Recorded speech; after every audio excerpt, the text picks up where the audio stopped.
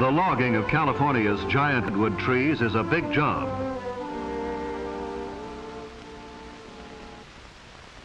Even before the trees are felled, a railroad has to be built to take the trees to the mills to be cut into lumber. Surveyors lay out the lines that are followed by the railroad. The ties and the rails are laid even before the trees are felled. The X means that this tree will itself be used in moving other trees as soon as they are brought down and cut into logs.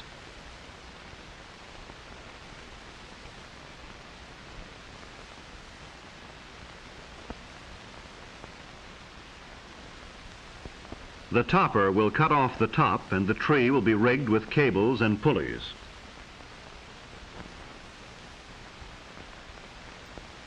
For most people, a job like this would seem too dangerous, but then logging is a hard and dangerous work, and these men take pride in their strength and courage. They are the men who fell the trees and get the logs out of the woods so that we may have lumber, for houses, for furniture, for the 1,000 uses of wood. And all in his day's work, over goes the top of this tree. The job of logging is well underway. Donkey engines are brought up to lift the big logs, haul them around and place them on railroad cars. Heavy cables and huge pulleys are needed to lift logs weighing up to 50 tons. The actual felling of a tree begins with the making of a scaffold for the axemen to stand on as they work. Then they begin their cutting their way into trees that may be as old as our civilization. For the redwood trees of California are probably the oldest of living things. The redwoods that grow along the coast live to be 2,000 years old. They are young at 350 years, they are mature at 1,000 years, and they reach old age at 1,500 years.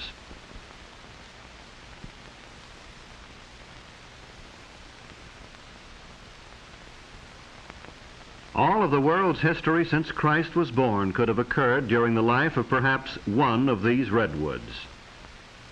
But just as the tree itself is able to live through centuries, to live even through forest fires, so when the axes, the wedges, and the saws bring it down, the lumber will last for many, many years. That is why it is very valuable as lumber. Insects and fungi do not hurt it, and it actually resists fire. So the saws keep working and the axemen bring the tree down, figuring the fall carefully so as not to hit other trees and splinter the wood. When the cutting is finished, the men get away fast from the base of the tree as it falls, for sometimes trees twist or fall in a way not expected. But usually they fall just as the axemen figured, and sometimes the axemen figure very closely, closer than one would imagine. So down they come, some of the world's oldest, biggest, and tallest trees, trees that grow over 350 feet high, trees that may be over 20 feet thick at the base, trees that are so big that more than 20 houses can be made from just one tree. But don't think these giants are being completely destroyed. Many of the oldest and the biggest of the redwoods are being saved. Parks with thousands of acres of redwoods are set aside for our enjoyment.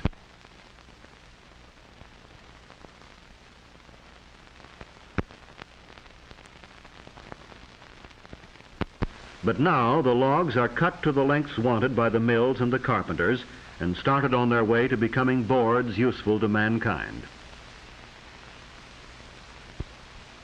But the journey is not quick, simple, or easy. The logs must be snaked out by big tractors and loaded onto heavy trucks, or dragged by the tractors out to the edge of the clearing where they can be picked up and carried overhead toward the railroad. The logs look small as they swing easily through the air. Notice the big tongs like ice tongs that are used in lifting and moving the logs, and the booms that swing the logs onto the flat cars. But with the arrival of the logs at the railroad, A second part of the log's journey to the mill has begun. Trees that were living and growing a few days before are now on their way to be sawn into lumber.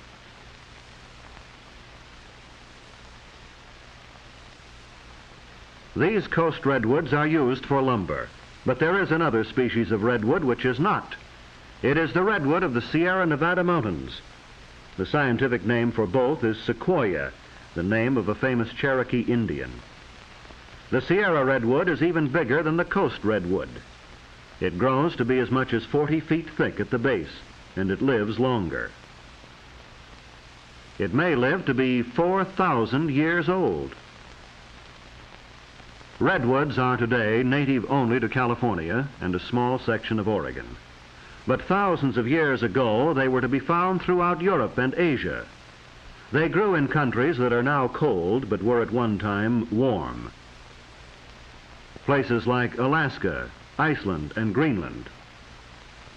Their history goes back millions of years to the time of the dinosaurs.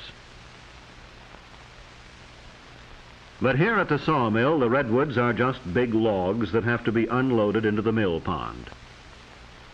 And the straight arm that is used in football is found here to be simple and efficient.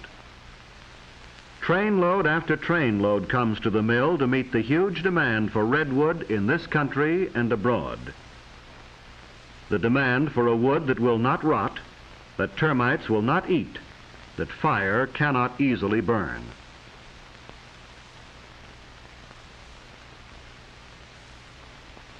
Into the mill pond they go, one huge log after another, each one meeting the demand for a wood with its special advantages. Here are the timbers that won't rot in wet mines, or the railroad ties that won't catch fire when burning cinders fall on them. And here is a mill where the logs are brought from the forest and stored in a mill pond where they can be easily moved. As fast as the mill can cut them, they are floated over to the conveyor belts and brought up into the mill. The bark is removed and ground up for use as an insulating material against heat. Then the big saws begin cutting off enormous boards. The whole log is moved past the bandsaw as each board is cut. The log moves back and then comes forward for the cutting of the next board.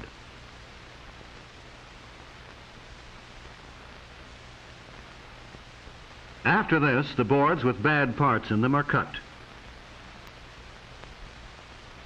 The trimmer man in the angel's roost, as it is called, can raise and lower his saws to cut out the bad sections and save the rest. Then the boards are checked and graded for quality. From here on, with the drying and the seasoning, our redwood trees have become lumber. Instead of enormous trees miles away in the forest, we have timbers and boards being sorted and piled, stacked as high as a small tree by this hilky piler. And when the wood becomes seasoned, it will be shipped all over the world, taken from mills like this and transported to wherever redwood is needed. But when we look at stacks of redwood lumber, we may well be reminded of its ancient history, for this is lumber from a species of tree that has survived for millions of years. Trees that can withstand the insects and diseases that kill off other species. Trees that can withstand fire. Trees that tower over 350 feet. Trees that live to be 2,000 and 4,000 years old. The tallest, biggest, oldest trees in the world.